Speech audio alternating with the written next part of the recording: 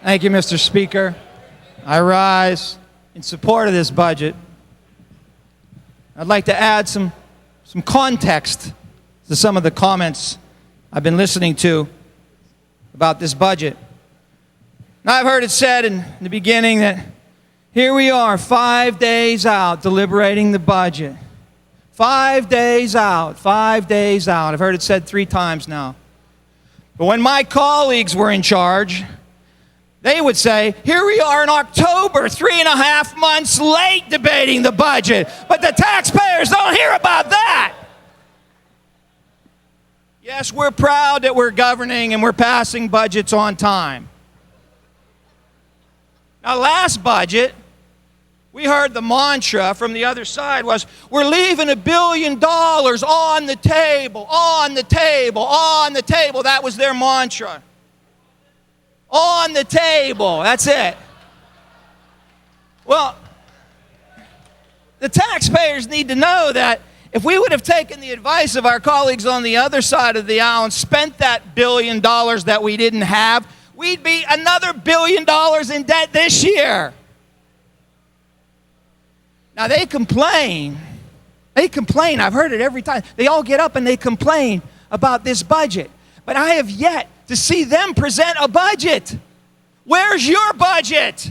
You don't have to. You could put it out in the public. You could put it on your webpage. Go ahead and produce a budget. But all you do is complain about our budget. That's not governing. And then I heard it said that pension funding doesn't count somehow in school spending, in education spending, because it's not classroom spending. Well, let me remind you that 75% of so-called classroom spending is teachers' salaries, pensions, and benefits. It's part of the cost to place a teacher in the classroom. Any businessman knows the cost of personnel. They try to deny that, but it's the reality. And when our colleagues talk about the pension crisis, which, by the way, they created by partially failing to make the required payments in order to balance the Rendell budgets in years past, our budget fulfills the pension obligations required by law. And still yet, I hear them complain that education is underfunded. You see, it will never be enough for them as long as they keep negotiating automatic increases in pay and benefits while the taxpayers who pay those bills are actually losing income back home. And let's kill that myth right once and for all about education cuts. We've spent more state money on education in the last 4 years than has ever been spent in the history of Pennsylvania since William Penn. And then they have the nerve to talk about special interests. While they serve a protective bureaucracy whose only solution is increased fundings, this budget serves the interests of the taxpayers.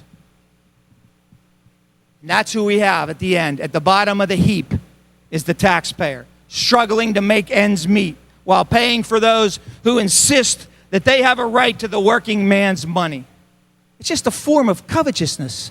That's what it is. No man has a right to the fruits of another man's labor. It belongs in the pocket of the person who earned it. Because the taxpayer doesn't get a step increase. And there's no jump step for taxpayers. They have to put out their money, their hard-earned money, to pay for these bills that the other side wants to spend on. Now, this is a responsible budget, and it serves the taxpayers of Pennsylvania. So I encourage both sides of the aisle to vote yes on this budget. Thank you, Mr. Speaker.